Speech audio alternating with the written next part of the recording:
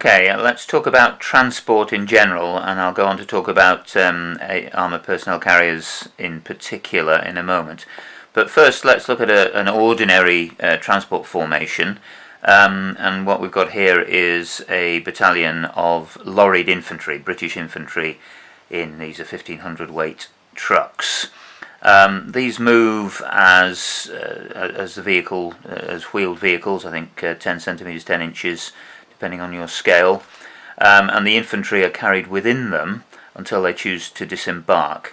The rules aren't quite explicit, but I certainly play that unlike APCs, which I'll talk about in a moment, the infantry battalion, while they're embarked in the trucks, cannot fire, cannot fight.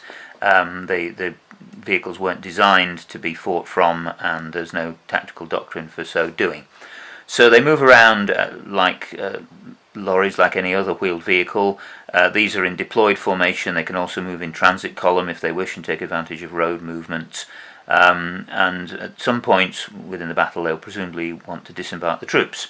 And all you do, it costs you half a move to disembark your troops. That I don't think is in the rules explicitly, but it's been clarified on the forums. So you disembark the battalion, the force command that's within the lorries. Now, at this point, again, as I said, there's no doctrine for the trucks to stay with the battalion once they've disembarked. They're a separate unit, and they will then move away as a separate unit, and in fact they can go away and even transport a different battalion if you have time and the resources. And the infantry battalion then proceeds entirely normally on foot, just as any other foot battalion does. So fairly simple in theory, although it doesn't happen very often in these battles. But you can bring your transport formation back, and again, paying half a move, you can re-embark them, and then you move off again as a wheeled formation. You don't want to be caught in your trucks by enemy fire, particularly by AFVs, because soft-skin vehicles are very vulnerable. If you do take damage, if you do take disorder markers, both the trucks and the infantry within them take the same disorder. If they were to disembark, both the trucks and the infantry will carry away the same number of disorder markers, which will have to be rallied off. So fairly simple, fairly intuitive for using unarmoured, non-fighting vehicles. So let's talk about slightly more complicated situation. Call them armoured personnel carriers, perhaps slightly anachronistic phrase. I'm talking here, let's say that the classic would be a German Panzer Grenadier battalion, but it would also apply, say, to an American armoured infantry battalion. It also applies, and again this has been clarified, to the British in Bren carriers. So a carrier battalion will count using these rules. Now, for these vehicles, where the doctrine certainly was that the infantry would stay with the vehicles, would stay with the infantry, and the infantry would fight either from within the vehicles or alongside them, you effectively count the vehicles as a separate unit, which stays with the infantry unit and which has its own fire die, its own attacking force. So if the infantry are embarked in their vehicles, as these are here, the infantry unit can fire from the vehicles. It uses the normal firing rules, but it uses one fire die level poorer. So if it would normally use a D8, let's say, because of its training, then it will drop to a D6 because it's obviously less effective fighting from within the vehicles.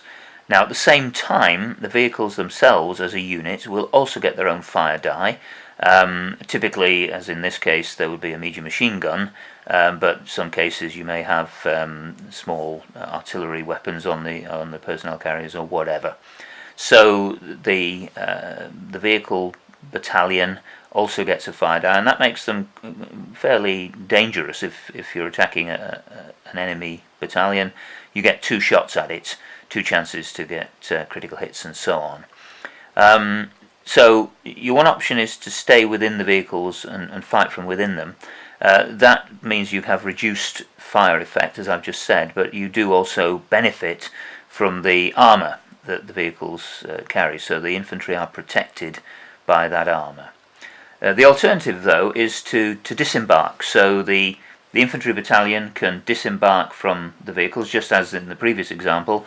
You pay half your movement allowance, and the infantry disembark. I line them up like this, so the vehicles stay there. I keep them behind the infantry, but in effect they're all together.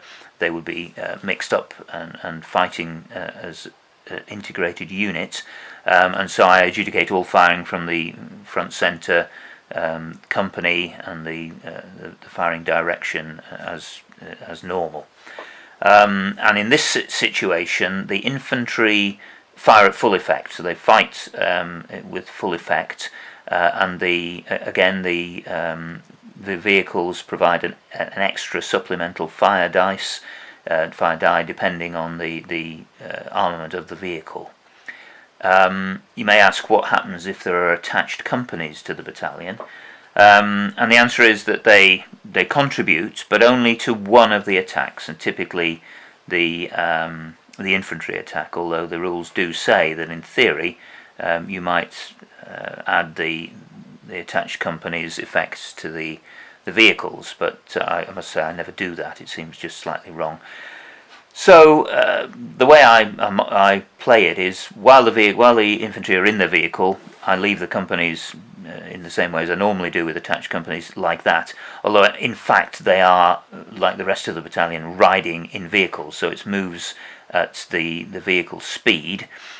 When the infantry disembark, then I show it like this, and now the infantry battalion at the front will fight with its own fight factors plus the mortar and the machine gun there as additions to the fire die, and then they'll have an extra fire die for the vehicles, but that one will not have any additions for the attached companies. They only get to count once in any turn. So as I say, this is a set of rules which can make Panzer Grenadiers and similar types of formation in other armies pretty powerful. Having that extra fire die can make a big difference, and can certainly increase your chances of inflicting the 3 disorder markers on your opponent, which is so important in this game. One thing I should say, I'll address it in another video, but this is not the same set of rules as you would have for tank riders, the classic Russian, although it did happen in some other armies. Tank riders have slightly different rules, and I'll talk about those separately. But for infantry, the key is that if it is doctrinally appropriate for the army, then you can have fighting APCs along with the infantry battalion. They have their own fire die. The infantry can choose to fight from within the vehicles at a reduced effect, or dismount, and then if they dismount, clearly they are exposed, so they will suffer incoming fire effects more greatly, but they can fire at full effect. So the net effect is that a Panzer Grenadier battalion or an armoured infantry battalion can be very powerful.